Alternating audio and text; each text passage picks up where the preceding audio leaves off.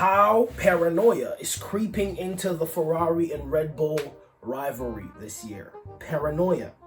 I'm not really sure what that word means, to be honest. I mean, I've heard it before, but I can't break down the meaning. But this should be interesting, because maybe some animosity. Maybe that's what that means. Or maybe some people are starting to get worried. Maybe that's what that means. But it should be interesting, because apparently Ferrari, Red Bull's coming. They are coming. Max is coming. Pause. Anyways, forget all that. Let's watch the video starting now. Title rivals Ferrari and Red Bull have a... No. Go back. The first hints of the conflict between Formula One title rivals Ferrari and Red Bull have emerged after an amicable start was to their so title awkward. battle. Yep. Ferrari team boss Matteo Binotto has finally publicly aired a private concern Okay. that he will not understand if Red Bull is able to keep developing its car all season after so many upgrades at the start of the year. Red Bull hasn't exactly been focused entirely on itself either, as its own suspicions were aroused over Ferrari's actions at a recent tyre test. This title battle has taken place exclusively on track so far between Charles Leclerc and Max Verstappen, but that's rarely sustainable in Formula One, and now we have the first signs of growing tension. Okay. We're going to explore that Finally. in this video. If you like it, please give us a thumbs up to show your appreciation, All right. leave a comment to have your say, and ring the bell to subscribe if you haven't already. Okay. It really helps us out. Yep. Ferrari's concern surrounds the budget cap and how each of the teams will manage their research and development spending within the $140 million base allowance for the season. The budget cap was new to F1 last year, which means this is the first season that teams have been developing a car under all new technical regulations with their spending restricted. Ferrari has barely changed its car since a new floor was introduced during pre-season testing. Yeah. Red Bull has introduced aerodynamic and weight-saving upgrades since new side pods and a new floor appeared at the second test. As a result, the RB18 has usurped the F175 and emerged as the faster car in each of the last two. That's what I'm saying. That's what I've been saying, bro. Because I know some people in the comments have been telling me that the Ferrari is still... Like, I'm saying, my eyes are not lying, bro. Like, the Red Bull is looking a little too rapid, like, right now. So it would seem that it's better right now. So it's the upgrade. That's what it is. But let's go. That's what I'm saying. Binotto has now made it clear his expectation is that Red Bull will have to stop developing sooner or later. Okay. Since testing, Binotto's mantra has been that Ferrari has to be careful with its upgrades because of the budget cap restrictions. After the Miami Grand Prix, he said Ferrari does not have the money to spend on upgrading the car constantly and having something new at every race. Binotto's comments triggered speculation in Italy that Red Bull has now spent a large part of its research budget. To that, Red Bull's motorsport advisor Helmut Marko responded by insisting there are no such concerns, and that the two teams are probably in a similar position. So how are they doing A it? simple comparison of how much each car has changed since the first test would indicate Red Bull has spent more money so far. And that unless it goes into a period without any upgrades, it will presumably run out of money to develop the car. That's without even incorporating the initial development work on 2023 that will also be taking place, as any money on that car spent in 2022 has to come out of this year's budget cap. Interesting. But it's impossible to judge from the outside where the two teams will be within their respective allowances and how much they've spent so far in 2022. They are introducing new parts not only at different rates, but to different scales. For instance, the new package Ferrari has planned for this weekend's Spanish Grand Prix is likely to be grander than the lightweight parts Red Bull has spent money on to trim away a few kilos in recent weeks.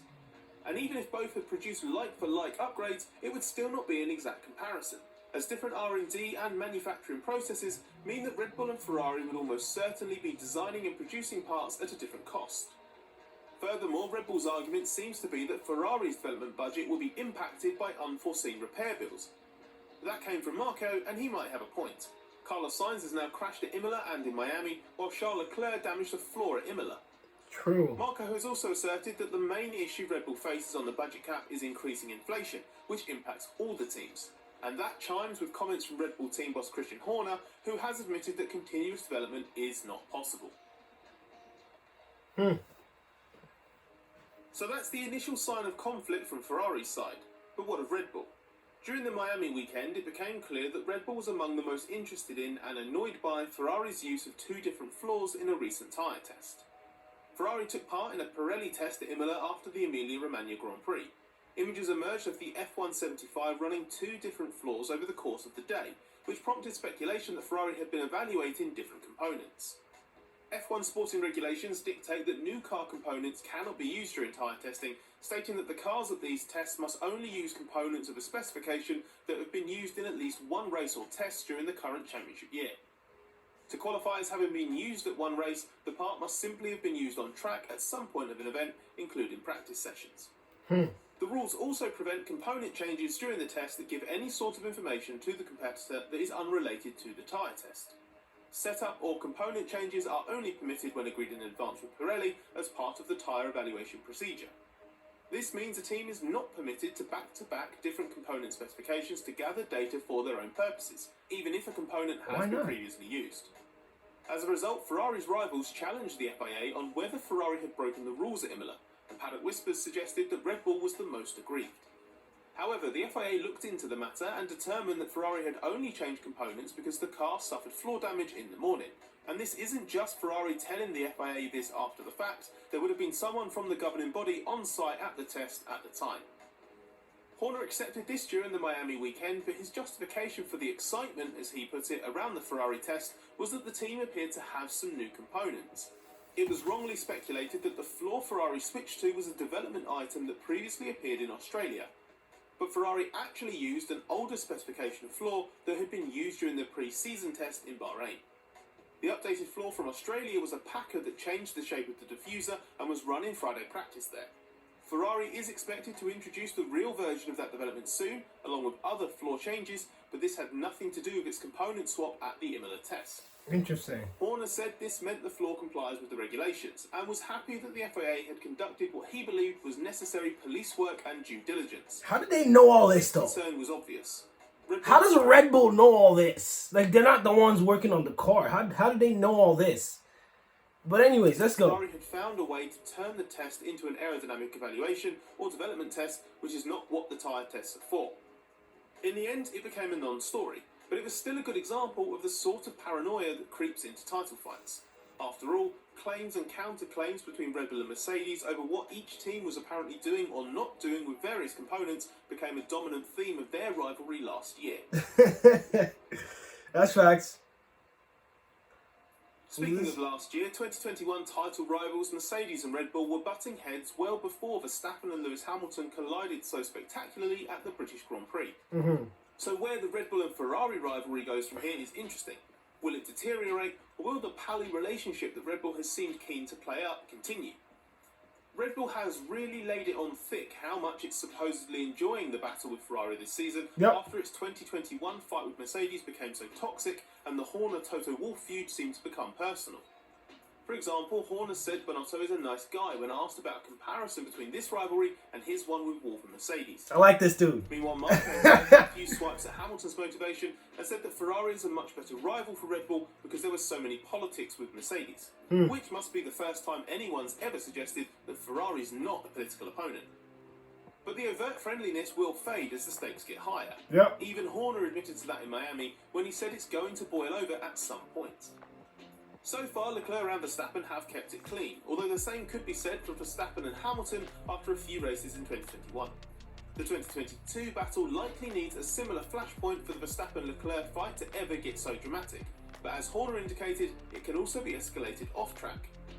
A potential development row seems the likeliest avenue for that, especially as Red Bull has not given any indication it's poised to cease the development in the short term.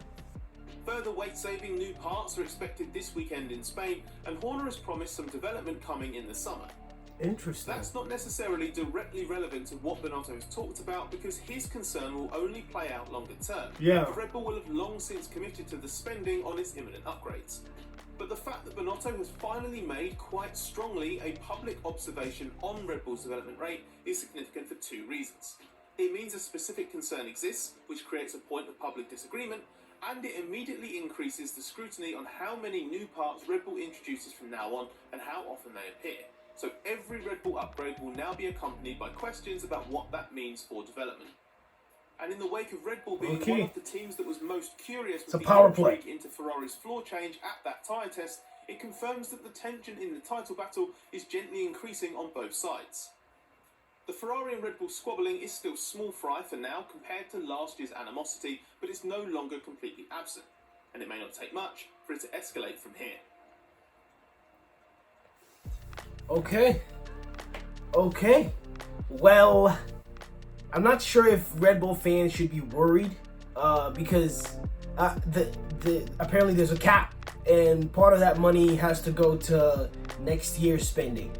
And I mean, I knew there was a cap, but like, I didn't realize that you couldn't like get upgrades every week and still quote unquote be able to keep up with the cap, if you got what I mean.